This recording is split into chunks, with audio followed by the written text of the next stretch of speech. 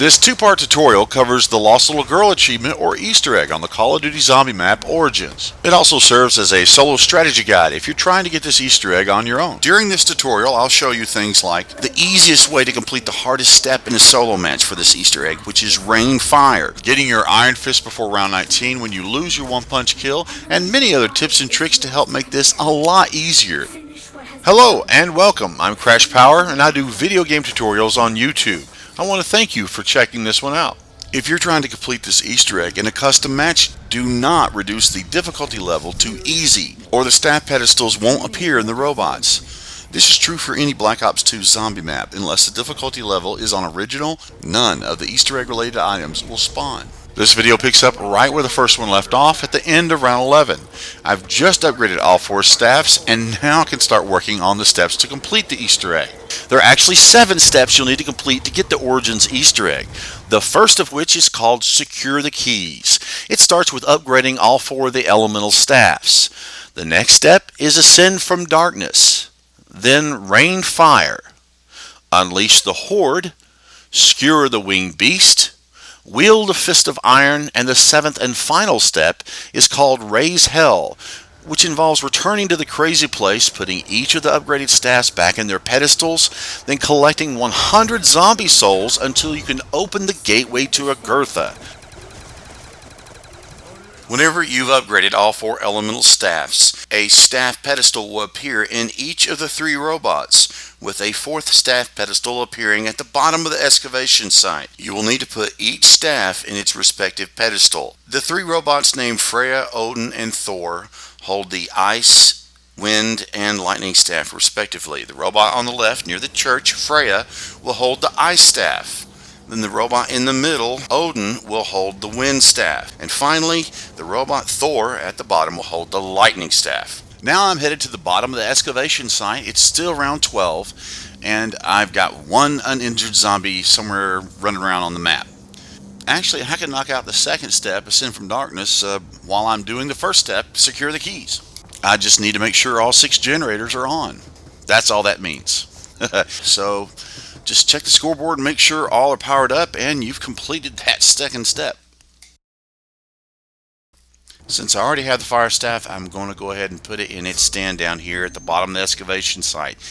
I grabbed the ice staff and head up to the surface with the intentions of completing several more steps. Unfortunately, I am tempted by a few digs, and when I dig up some grenades, I throw one away, but the other hurts every single last zombie on the map, including that one that's not a crawler. Now, here at the end of round 12, I had hoped to be able to do several of the steps before the round ended.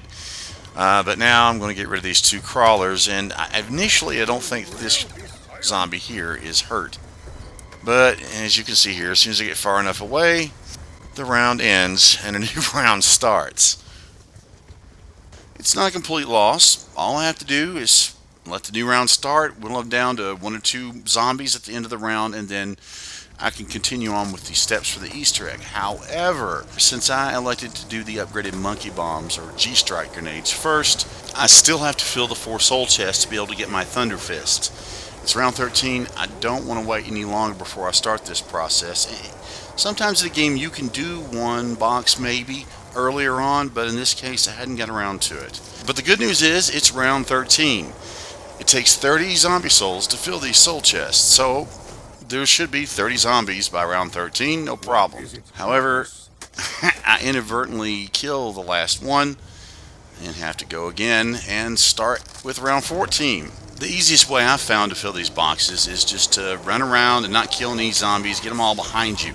Then just lead them in here like sheep to slaughter and take them out. It's a lot faster. This time I don't get overzealous and kill them all. I leave a few zombies alive, and I'm able to start the Easter egg. Resume the Easter egg once I get through with this zombie here. Alright, now, believe it or not, I still dig up a few more digs. I haven't got the golden shovel yet. Usually I get that a lot earlier in the game. The earliest I've gotten it actually is round 8 in these solo matches, and I get it digging down here.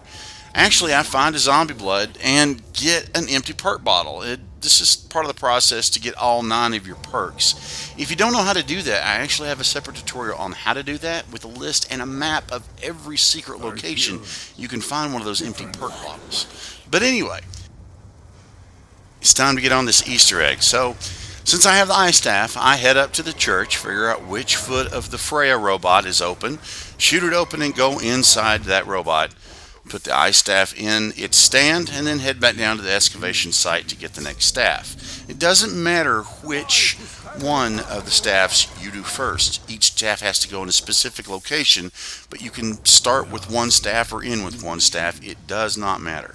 The tricky part is, however, getting into these robots without it killing every last zombie on the map.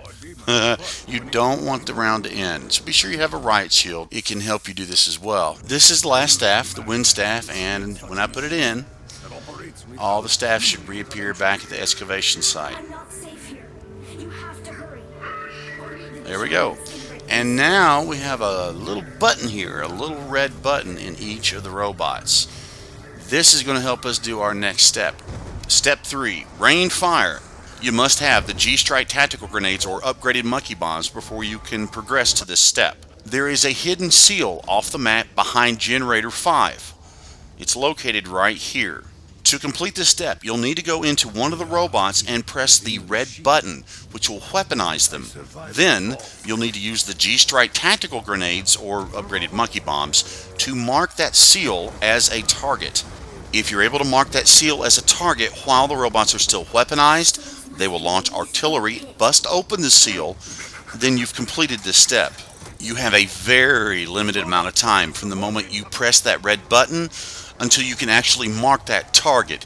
If you take too long, the robots are no longer weaponized and the seal won't bust open. That is why this is the hardest step in solo mode. Now, here's a lot of information to make it easier. First, despite the fact that the bombardment covers such a broad area off the map there, you need to be accurate with the monkey bomb. It needs to be on that seal or you're not going to get it to work even if you do get it in time. Due to the very limited amount of time that you have after hitting that red button to throw the monkey bombs, the only robot that you can successfully do this from is Odin, the center robot. Now, here's something that's going to make it a lot easier. Most people believed that Odin's left foot, or the foot on my right as I'm facing it, is the only foot that was close enough to where you can get it. It is extremely hard to get it from this foot. It's not impossible, but it's pain. You have to throw that tactical grenade before you can even see the seal over these boxes here. If you wait until you get to the fence, it's too late. Here is what I promised earlier to make it a lot easier. You don't have to do it in that foot. Do it on the foot that's on the other side. Odin's right foot, the one on our left, on the stamina up side. Actually, I feel, I don't know if it's because the robots are just now getting on the map or what, but you can actually get up to the fence just about and throw this. This makes it so much easier. Except when you let the zombie get killed and the new round starts, but it's still going to work. Now, another thing you'll have to do is once you're in the robot, you don't just walk up and hit the red button. You need every second you can get. So you're going to wait until the ejection sequence counts down 3, 2, 1. Right before it automatically ejects you, you want to hit that button. So I do that, and once it counts down, I get kicked out of the robot. And watch how much easier this is. I am returned to the battlefield once more. That busts the seal. Now, though I'm not standing here and watching it, you can tell that it busts the seal because Samantha starts talking about it. And unfortunately, when I got in that robot, I ended the round. So here starts round 15. Souls must be released from the pit, but it was said no mortal could enter.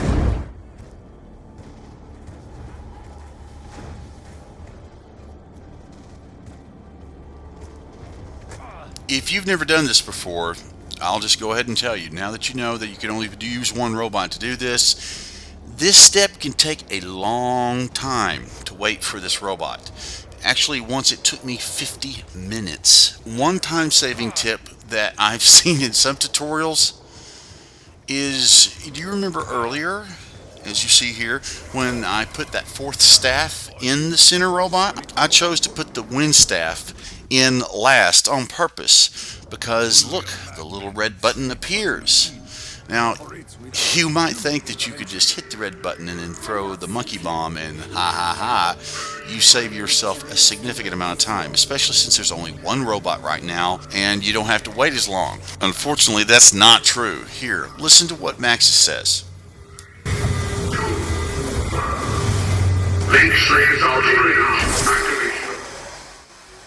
It seemed like a great way to save time because there's only one robot. I really couldn't understand what Maxis said, so I did some digging, and this is what he says if you do it as soon as the staff disappears. Link slaves out of range. Activation aborted. I really wish I had known that a month before I started this process. Here's what it should say when you do it successfully. It requires the other two robots. Fire control link activated. So that's about as much as information as I can give you about this step. If you've tried the Easter egg before, you know how hard the step can be, and if you've never tried it before, you have no idea how hard it was to get this damn thing done. So either way, I really hope this information can help you. This is the toughest step. Now, I still have some more boxes to fill. I have plenty of zombies. It's round 15. I'm going to hoard them up and take them over here to the box in the middle of the map and get that one taken care of. Now, I still have one more box to fill after this one, and I'm going to have to start a new round to be able to get enough to fill it. However, I'm going to try to keep this round from ending, because if everything goes well, I can complete step 4 and 5 before the end of round 15. Then I'll kill the last zombie and fill the last box in round 16.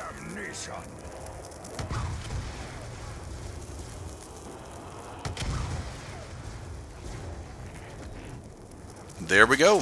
The box is filled and I still have some zombies to spare. So it's on to step 4. Unleash the Horde. Once you've had the seal broken, you'll need to go up to the fence here and release the Maxis drone. He'll fly down into this area and release a horde of Panzer Soldats. 6 to be precise. Now, as long as you stay in this general area, they'll all spawn in front of you near Generator 5. I would highly recommend either the Fire or Lightning Staff to get this step done. To keep the round from ending, in a multiplayer match, you'd have one player take the last zombie over near Juggernaut. Since most of the time they'll all spawn over here, you can prevent the round from ending. However, in solo matches, you're on your own. If you can manage to keep the remaining zombies behind you while you're doing this, you could prevent the round from ending, but unfortunately, I killed them. So, start of round 16. I go ahead and run up all the zombies on the mat and head them to the box at the church so I can fill it up and get my Thunder Fists. Once I'm done filling the soul chest, I can start with the next step of the Easter egg and get it done before the end of the round. And that leaves me round 17 and 18 to get my Iron Fist. When I have the chest filled, I can continue on to the next step, which is step 5, Skewer the Winged Beast. You have to get a zombie blood to locate and then shoot down a glowing yellow plane from the air. Just like shooting down the plane to get the red staff here, it's highlighted in yellow. So it's a little bit harder to see, but you can still see him and hear him, although he makes a slightly different sound. Here's a picture of what it actually looks like when you're trying to shoot it down.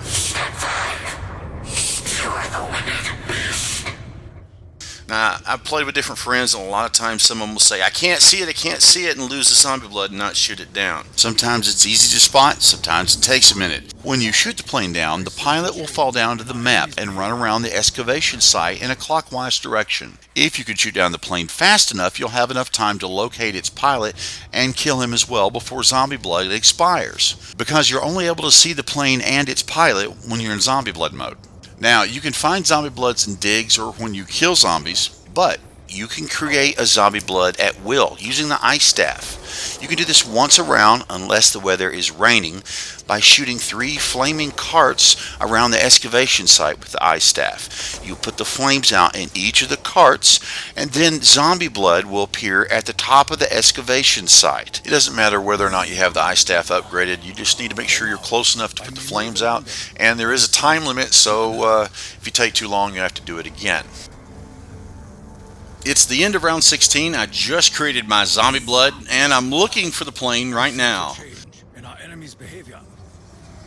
Now I'm going to jump down here and run in a counterclockwise direction because I know he's heading clockwise. Also, this might help. He falls near the main entrance of the excavation site and heads right into Odin's left footstep. So I should run into him at any moment. Now he looks like a regular zombie, but he makes a different sound. Once I kill him, he'll drop an upgraded Maxis drone, but when you pick it up, you don't have it in your inventory. It goes back to the table where you built it.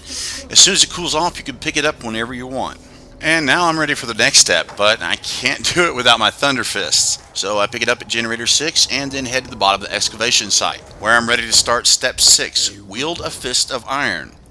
Once you're down here, you'll have to punch 20 zombies with glowing arms. If you don't get your Thunder Fist upgrade to Iron Fist by round 19, and it's a 2-punch kill, know this, the first punch is what counts, not necessarily the kill.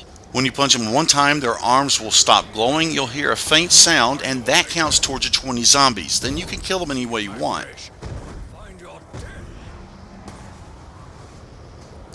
When you get your 20 punches, you'll see the stone tablet that you carried from the church back down to the tank station without getting in the mud. It'll be floating in the air and glowing. Once you get it, you upgrade your melee to Iron Fist, which is a 1-punch kill until round 37. Also, if you're holding an upgraded staff while you get your Iron Fist, your melee attack will have an additional elemental punch to it. If you have the Fire Staff, it'll set the zombies on fire. Ice Staff, it'll freeze them, and so on.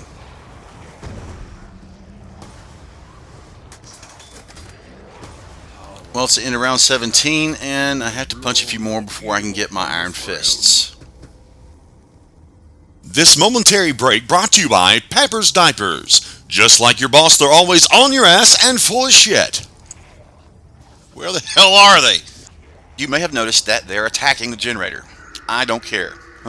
Once you complete step number 1, secure the keys. It doesn't matter whether or not all the generators are on or not anymore. And there's the stone. When I grab it, I'll see white light, do a kung fu move. I now have my Iron Fist. Oh, 1 hit kills for round 37. I am invincible. But I go down. So when I get back up, I'll go replace all my perks, and then we're going to finish up this Easter egg. Last but not least, step number 7, raise hell. To complete this step, you'll need to return to the crazy place and put all 4 staffs back in their pedestals. Then you'll have to start killing a bunch of zombies. Each time you kill a zombie, its soul, represented here by a yellow stream of smoke, is collected by the portal at the top of the crazy place. You can kill zombies any way you want down here. Weapons, grenades, Iron Fist, it all works. And I already have the Easter egg, so it's not going to show that I get the achievement at the upper right hand corner of the screen. But you'll still be able to tell because you'll see a bright white light, just like you saw when you got your Iron Fists. This will give you the achievement, which is a 75 gamer score if you're an Xbox user, or a silver trophy if you're a PlayStation user. We're down in the crazy place, it's round 20, and I'm just making sure they're all behind me and turning around and periodically killing them. I don't know if I'd recommend a best way to do this. I've seen different ways. This is just the way I prefer. And once I get comfortable enough and they feel... Once I have enough of them behind me, I'll take them out a little bit at a time, run a little bit. It just all depends on your personal preference.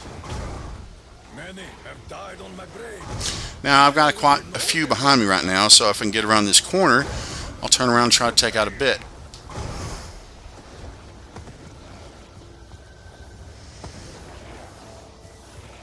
That's good.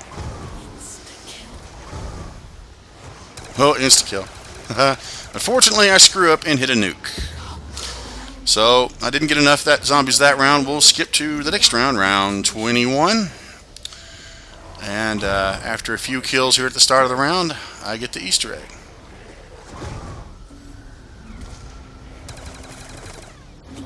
found a way to bridge the void.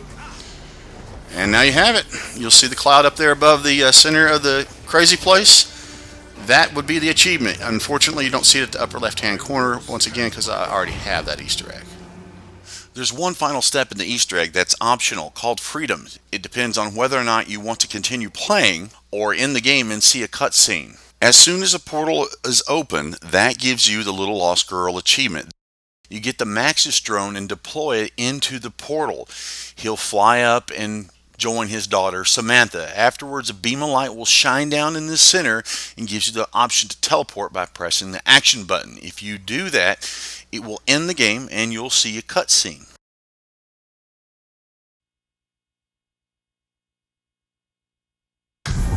As the gates to Agartha opened, the 4 heroes were rewarded with riches beyond imagination. From that day forward, they knew that Samantha would keep them safe. Forever.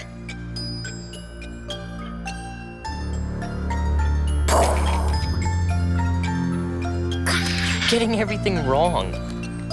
I told you before their eyes should be blue. It's my turn, Eddie. I can do whatever I want. But you don't even know how to play properly. Girls don't know enough about zombies. What's the choice of it, children? Make sure the windows are locked before you come down to the basement. You'd better do what your dad says. I didn't even get my turn. Tomorrow, Eddie. You get to make the rules. I promise. Come on, Fluffy. I wish the heroes in our stories were real, Sam. I know what you mean. But we will make everything okay. My dad says he has a plan. That concludes part 2 of how to get the Origins Easter egg in a solo match. If you haven't seen part 1 of that guide, you can click on the icon on the screen or the link in the description below. I also have a video on how to get all 9 perks in Origins and how to upgrade each of the 4 elemental staffs. If you've been here before, thank you for coming back again. I really appreciate all your support. If this is your first time here, welcome. I'd love for you to subscribe, and I really hope my tutorial helped. But if it didn't, I'm always looking for new ways to improve my tutorials. But either way, let me know in the comments below. Until next time, I'm Crash Power. Thanks for watching.